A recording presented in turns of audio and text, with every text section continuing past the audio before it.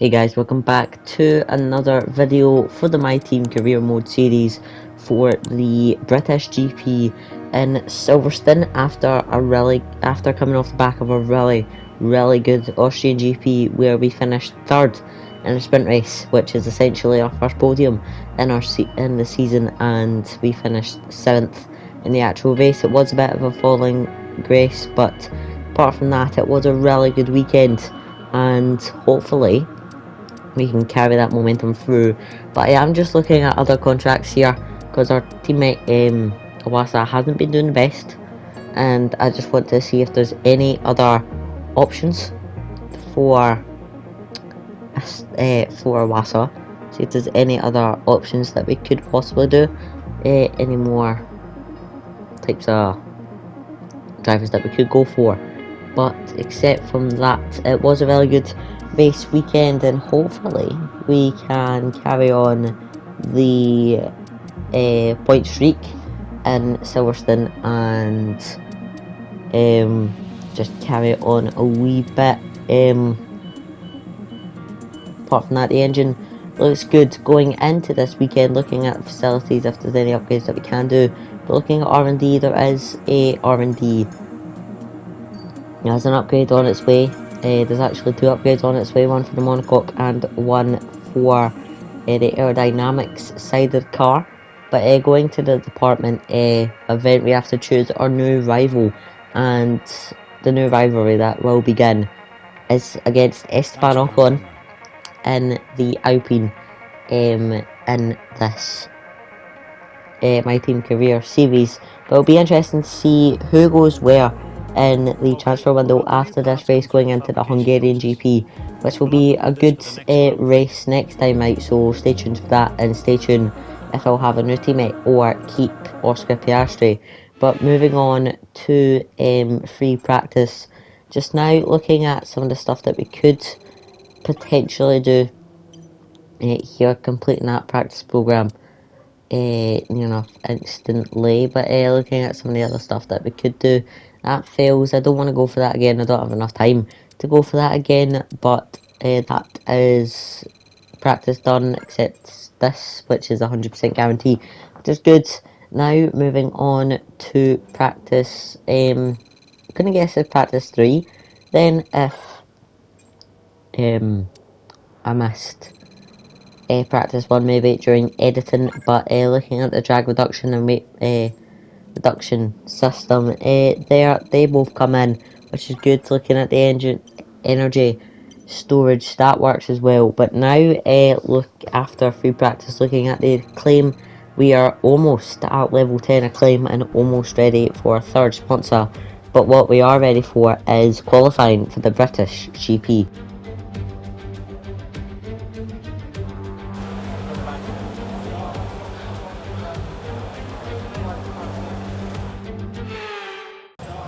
Well, in the car now, and again, as always, just going to accelerate time, let everybody go out, set a lap, and then I'm going to go out and set a lap myself, and hopefully we can get through to Q2 again and keep the momentum going of getting into Q3 possibly, which would be good. I don't think we're quite, yes, we've scored points last couple of races, but I don't think we're quite on the pace of getting to Q3 every weekend.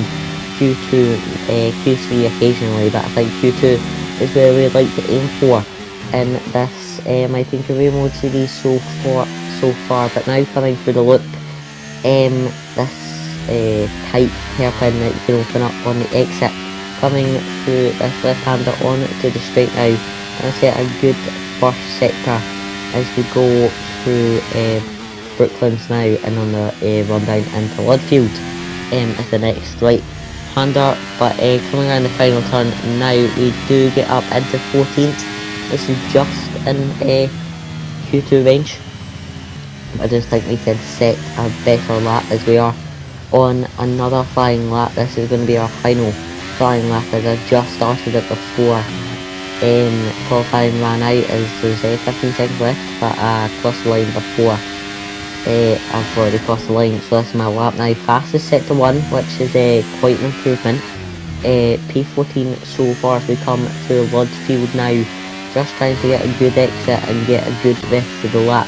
Qualifying completed says green sector 2, but we set a lap to put ourselves into, where do we put ourselves?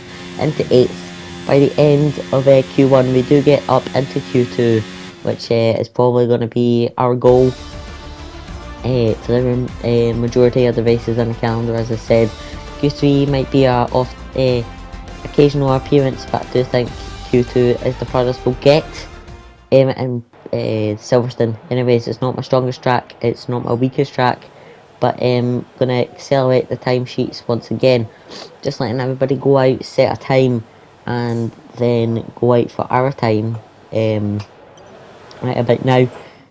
Just on our out lap now, coming around the left-hander as we go into Village, just trying to get the car slowed down, and now approaching the loop now, again tight hairpin, opening up on the exit, and we're in 16th, last place in Q2, but can we maybe, just maybe get into Q3, again Q2 is probably our goal, but could we maybe just push to get into Q3, do set green sector 1, but it does say purple there, so maybe we'll set a purple first sector, I don't know.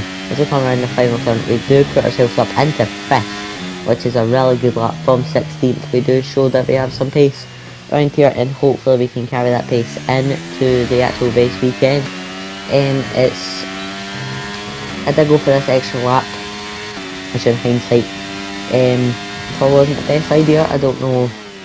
It does say that I gained time here, but I can't remember if I lost time or gained time by the end of the lap, but we're soon to find out as we come around the final turn.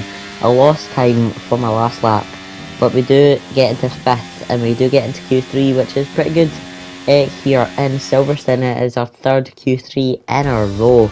We're on an absolute roll here in this my team career series, which is really good that we're starting to find our feet just a wee bit and starting to find where the car is, and find how many points we can get in a race weekend after struggling at the start of the season. And Imola was a really good race.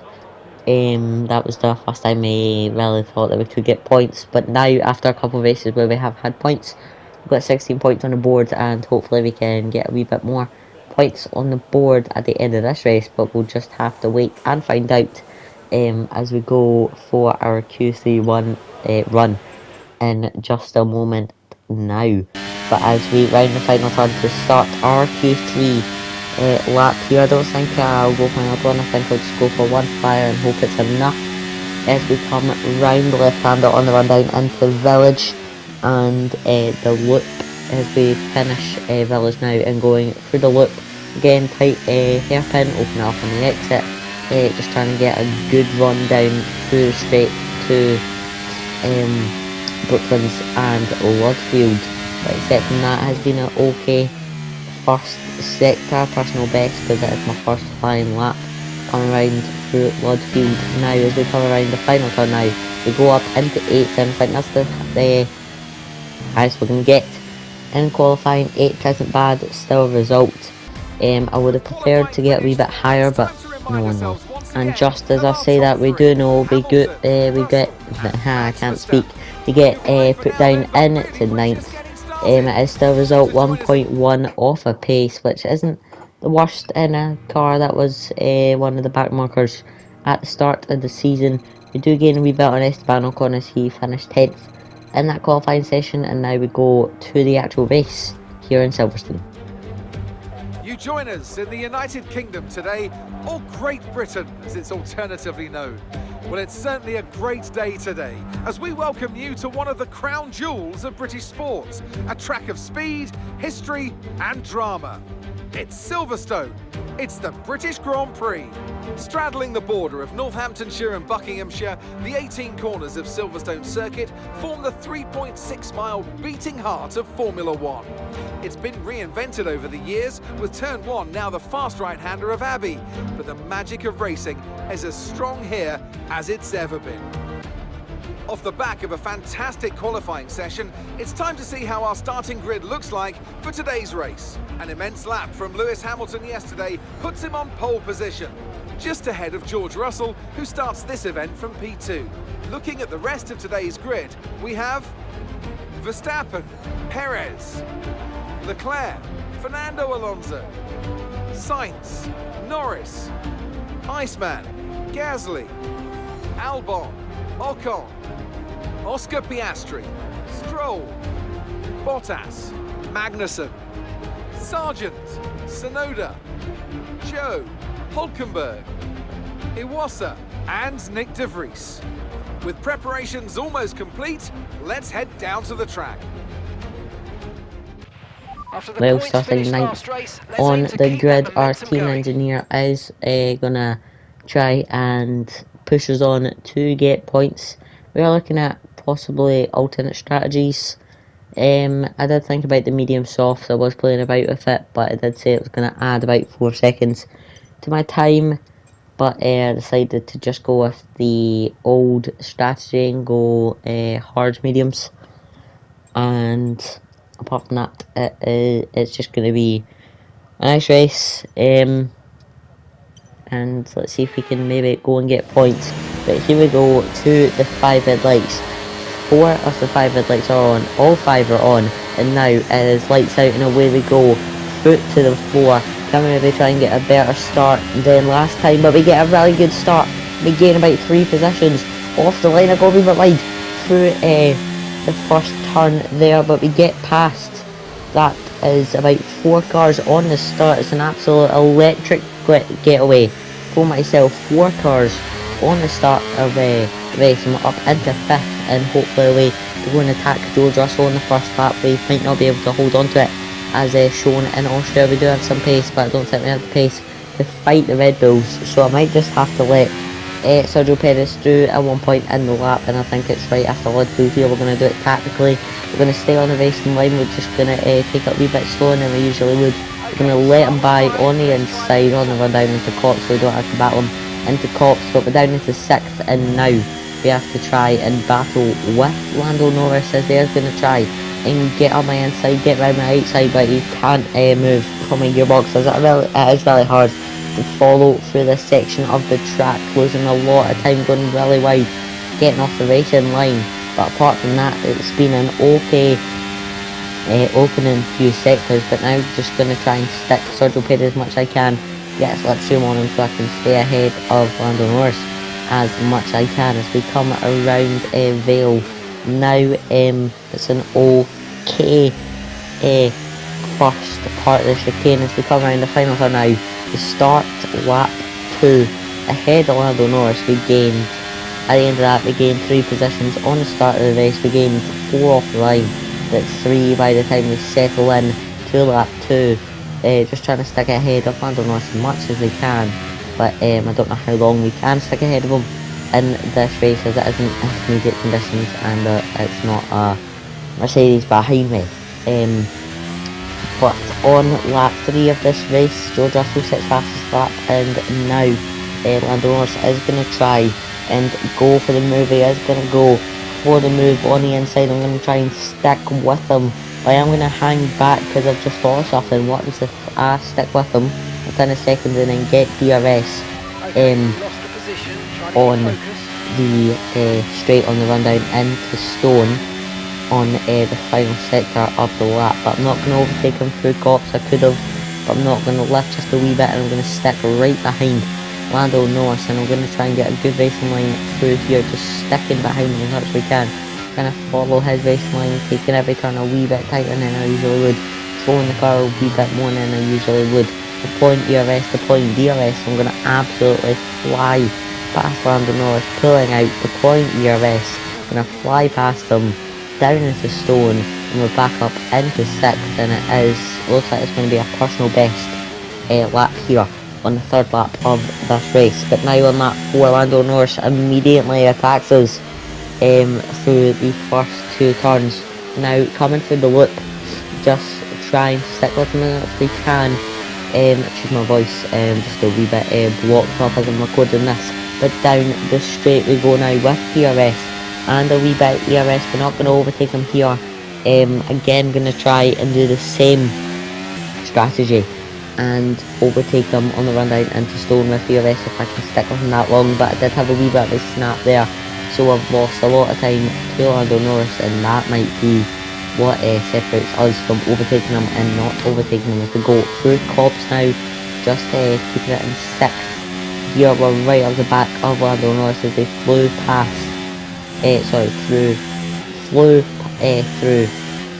Cops there, as we do get DRS on Lando Norris now, activating DRS, activating ERS, and hopefully we can go for the move down into Stone. I'm absolutely flying past them, and I get past them before Stone, going through Stone now, to get past Lando Norris, and we're up into 6th in this race, and this is really good points so far in this race.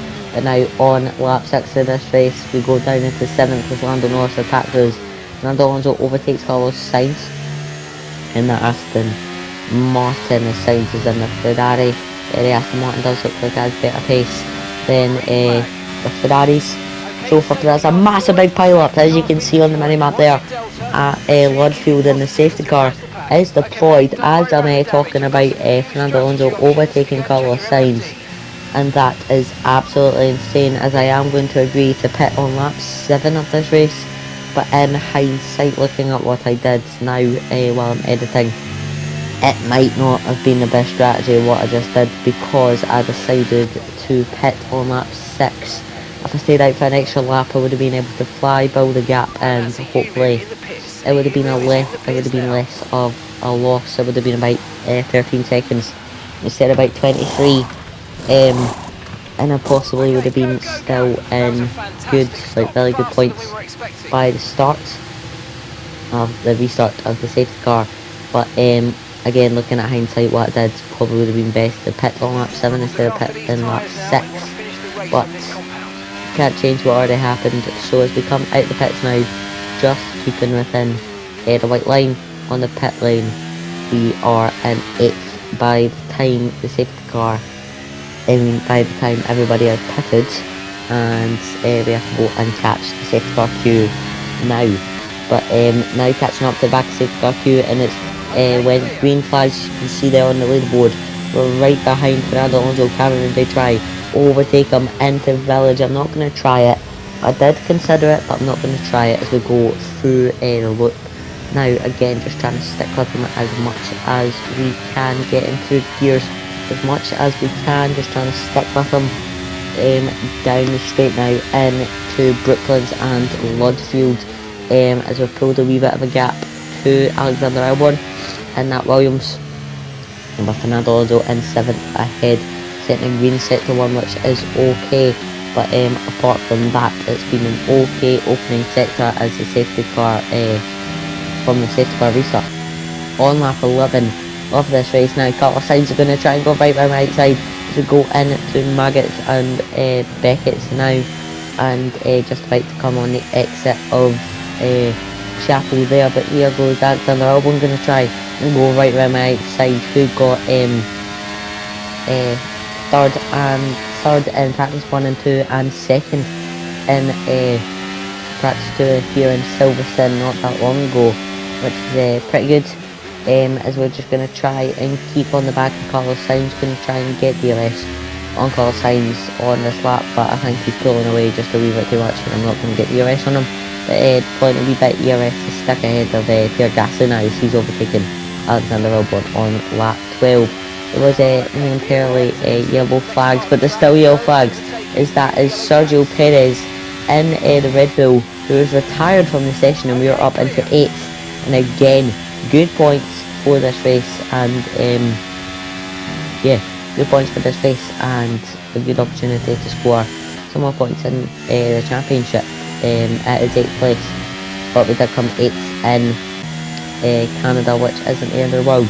But now on lap 13, Pierre Gasly is going to try and fly past me. It has flew past me on lap 13 of this race, and I don't think there's anything else I can really do to try and fight against him. But I do get DRS, I do get ERS deploying, I get a slipstream as well, as I'm absolutely flying on the back of him, diving down the inside of Stone, getting past Pierre Gasly on the inside. On lap 13 of this race, Alexander Albon moves through as well, follows me through like a horse to his carriage, and now coming through the final section of the lap, where Lewis Hamilton famously, where David Croft famously shouted "Screw Lewis Hamilton" last year when Hamilton decided he wanted to do that double overtake on Charles Leclerc and Pierre Perez, but I decided to do one overtake on Pierre Gasly on the inside. I do get past him on lap 14 of this race, and now can we maybe try and just hold on to 8th place now on lap 15 of this race, as we only have 4 more laps to go in this British GP as we come round this the fast left-hander. Now, on skipping ahead a bit into lap 15, Alexander Albon has overtaken Pierre Gasly. Alexander Albon has flew past me on lap 15, but Pierre Gasly looks like he wants to try and fly past me as well, but he can't do much as we go on the exit of Liverpool now on the run down into Cops Corner. But now, skipping ahead a bit into the lap after Pierre Gasly pulls out ahead of me, but I'm going to get DRS on Pierre Gasly, and Pierre Gasly is going to get DRS on Alexander Albon.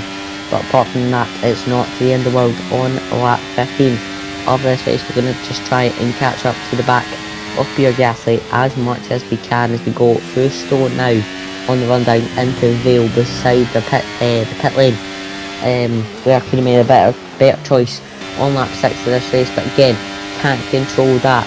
Pierre Gasly has overtaken Esteban Ocon.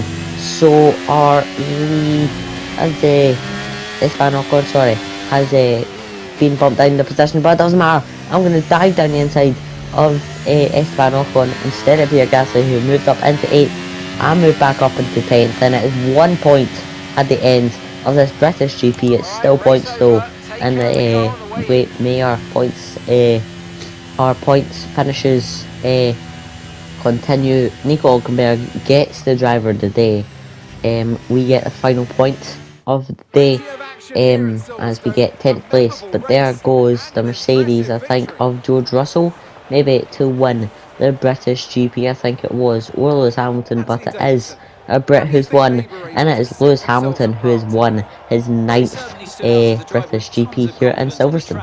I think their ability to keep their cool, even during some of the more hectic parts of the race, meant they were able to capitalise on the mistakes of other drivers, giving them the opportunity to make their way to the top spot with ease. So after a magnificent race, we can now see the drivers making their way to the podium. Once again, it's the Silver Arrows who take the top spot, a well-earned victory for Mercedes.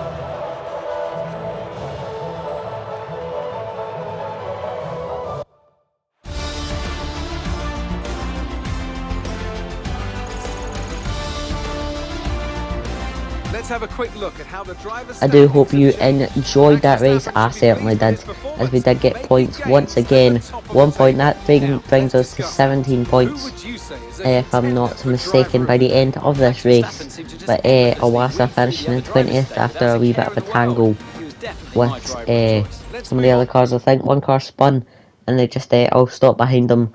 But again, Iwasa either needs to pick up the pace or pick up his bags and go to a different team. But we just have to see what happens next time out in Hungary. There's a contract renewal notification, but we'll do that next time in Hungary.